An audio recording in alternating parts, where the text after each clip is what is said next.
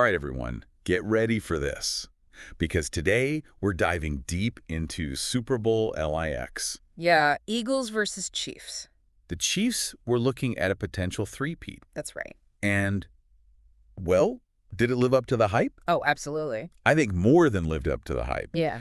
And we're going to find out exactly why. We're going to look at the key moments, the players, and even some of the coaching decisions that you might have missed, even if you watched the game live. So get ready for some serious X's and O's and some behind-the-scenes insights. I think I'll have a few laughs along the way, too. Oh, absolutely. Now, as we go, think about what stood out to you during this Super Bowl. What surprised you? What questions do you still have?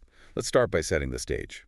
So going into this game, the Chiefs, like we said, were aiming for this historic three-peat. I mean, that's rarely seen in the NFL. There was so much pressure on them. Yeah. And on the other side, you had the Eagles. They were hungry for their second Super Bowl win. And you could feel that intensity right from the start. I mean, even pre-game, the atmosphere was electric. And I'm not even just talking about the fans. I mean, you had former President Trump and Jill Biden both there. Yeah, that's right. That definitely added to the buzz. And of course, you can't forget about all that heightened security. Yeah. After that terrorist attack in New Orleans, it really added another layer of intensity to everything. For sure. Okay, let's get into the actual game itself. It was a tale of two halves, wouldn't you say? Absolutely. The first quarter, very tense, a real defensive struggle, low scoring. But the Eagles managed to capitalize on a few questionable calls, maybe, that went their way. And Chiefs fans are probably still grumbling about those calls. Well, I bet they are. But then the second quarter happened. Yeah. And the Eagles, they just exploded. They scored 24 unanswered points. I mean, it was like a different team had taken the field. What happened? 2 words: Mahomes interceptions. 2 crucial interceptions. And one of them, a pick six by DeJean, just completely swung the momentum. And you know what's interesting? The sources are pointing to the Eagles defensive coordinator name and this disguised blitz package that he used. They just threw it at the Chiefs, and they were totally unprepared for it. So you're saying it wasn't just Mahomes having an off day. There was some serious strategic genius at play here. Exactly. And when you add to that the pressure that they were getting from the edges, particularly from player name, it's no wonder that Mahomes made those uncharacteristic errors. They had him rattled. And speaking of rattled, I mean, the Chiefs' offense, they just couldn't find their rhythm. It felt like every time they had something going, the Eagles' defense just shut them down. Yeah, but then on the other side of the ball, Jalen Hurts was just on fire. I mean, he was so poised, decisive, and he was making these incredible plays. Yeah. With his arm and his legs, he ended up setting that Super Bowl record for rushing yards by a quarterback. And that's not just about athleticism. That's about his vision, his decision-making under pressure. Right, exactly. He really embodied that dual-threat quarterback archetype that we see so much of now in the NFL. Absolutely. And it was like the Chiefs' defense just had no answer. They could not figure out how to contain him. Especially those design quarterback runs, so effective. The Chiefs were always a step behind. Now, I'm curious about those halftime adjustments that Sirianni made. Everyone's talking about them, but what exactly did he change? Well, what the sources highlight is that he really noticed a weakness in the Chiefs' coverage scheme, and they started using more of those bunch formations and quick slants. This really neutralized the Chiefs' pass rush, which was so effective in the first half, and it just allowed Hurts to get the ball out quickly to his receivers. It was brilliant. Wow, so they really targeted a specific weakness. Yeah, absolutely. I mean, that's some next-level coaching. What do you think about that, listener?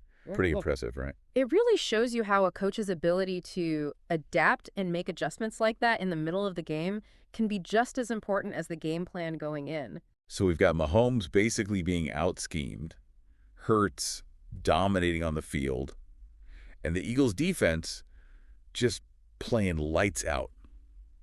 I mean, it sounds like a recipe for a pretty one-sided game. Were there any moments where it felt like the Chiefs might claw their way back in? I mean, there were a few moments, especially in the third quarter, where it felt like the Chiefs, they were showing some signs of life. Right. But the Eagles' defense, they were just relentless. They were. Remember that fourth down pass breakup by Avonte Maddox? Oh, yeah, that was huge. Yeah. The Chiefs were driving down 27-0, but it felt like they were starting to gain some momentum. Yeah. Maybe they might be able to pull off a comeback. Yeah, and then Maddox just comes out of nowhere, makes this incredible play on the ball, and just shuts it down. Shuts it down! You could feel the energy shift in the stadium. It was like all the air went out of the Chiefs' balloon. Yeah. They had that one chance. Yep. And Maddox slammed the door. Yeah, it was a real turning point. It was. And the Eagles, they capitalized on it immediately. They scored another touchdown on their next possession, and that just put the game even further out of reach. But Maddox's play was clutch, but was that really the turning point? Yeah. Some analysts argue that it was more about the Eagles' offensive adjustments in the third quarter. Yeah. They just kept the pressure on and didn't let the Chiefs breathe. That's a great point. You can't discount the Eagles' offense. They were firing on all cylinders. They were? Remember that 46-yard touchdown pass from Hurts to Devonta Smith in the third quarter? Oh, man, that was a thing of beauty. Yeah. Hurts just threw a dime, and Smith just outran every single Chiefs defender. It was like watching a track meet. Yeah, and that touchdown put the Eagles up 34-0. Wow. And at that point, it just felt like the game was over. The Chiefs never really recovered. Yeah, and you have to give Hurts credit for his leadership in those moments, too. Absolutely. He never let up. Nope. Never lost his composure. Remember that quote from him after the game where he talked about all the effort and all the work the team put in? It really showed, and a lot of sources mentioned a phrase that the Eagles used, quote, about teamwork effort. Yeah. And it really seems to reflect this strong team culture that they have, fostered by Sirianni, which, likely contributed to their resilience and their composure throughout the game. Yeah, it's those intangibles, right? That team spirit that can really make all the difference in a game like this. Absolutely. You could see the belief in their eyes. They were all playing for each other and playing for their city. Now, let's talk about the human side of the Super Bowl for a moment. Mm-hmm. Those camera shots of Taylor Swift watching the game. Oh, yeah. Priceless. Yeah.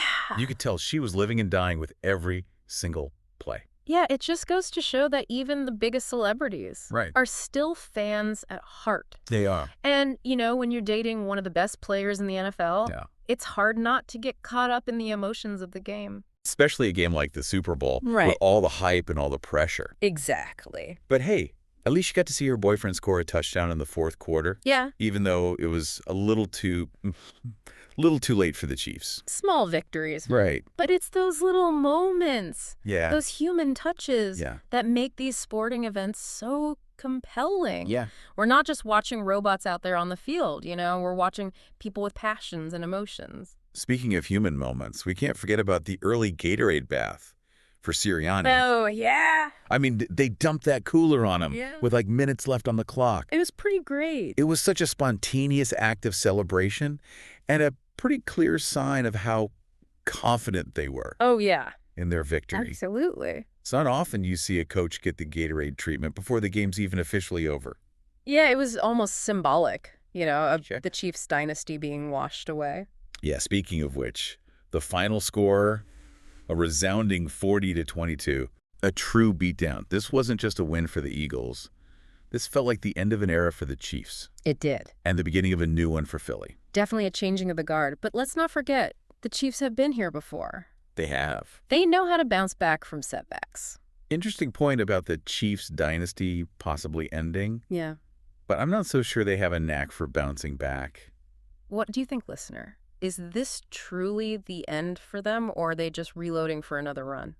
Yeah, it really makes you think. Dynasties, they come and go in sports. It's inevitable, right? But what determines how long a team can stay on top? Well, that's a really tough question. Obviously, talent is a huge part of it. You absolutely need elite players if you're going to be competing at that level. But it can't just be about talent, right? Yeah. We've seen plenty of teams that are stacked with talent and never win a championship. What else is there? What's that missing ingredient? Well, I think it's a few things. Strong leadership, both on the field and off the field, having that winning culture, that belief system that everyone buys into, and never being satisfied. You've always got to be pushing, always got to be striving to be better. Yeah, that makes sense. And hey, maybe a little bit of luck helps too, right? The ball bounces your way a couple of times, you get a few good calls. That can make a difference. Sure, luck is always a factor. But the teams that really stay on top for a long time, those are the teams that can embrace change, adapt to new challenges, and never lose sight of their goals. So thinking about the Eagles then, do you think they have what it takes to build a dynasty? They've got this young, talented quarterback in Hurts, a really smart coach in Sirianni, and they clearly have a really strong team culture. What do you think, listener? Is this the start of something special in Philly? They certainly have the pieces, but only time will tell. Right. I mean, staying successful in the NFL, that's hard. You've got fierce competition, the salary cap, injuries. All these things can just derail even the most promising teams. Yeah, that's true. It's hard to predict. But you know what? It's going to be fun to watch their journey and see what they're able to accomplish. And as for the Chiefs, I wouldn't count them out just yet either. Oh, no. I mean, they've still got Mahomes, they still got Andy Reid, and they've got a history of winning. I think they'll be back with a vengeance next season. Absolutely. I think this loss might be a wake-up call for them. You know, a reminder that they can't just rest on their laurels. Right. They got to stay hungry, keep getting better, find new ways to evolve. Well, on that note, I think it's time to wrap up our deep dive into Super Bowl LIX. We covered a lot today, from the big plays, those coaching decisions, to the human side of it all, the stories that unfolded on and off the field. We hope you enjoyed the journey. And hey, if you want even more analysis and insights, be sure to check out the links in the show notes. We've got articles, videos, all kinds of great stuff to help you really dive into this game. And of course, if you're hungry for more deep dives on all sorts of interesting topics, don't forget to subscribe to our podcast. We're always exploring new territory, always on the lookout for those hidden gems of knowledge. Thanks for joining us on this deep dive, and we'll catch you next time.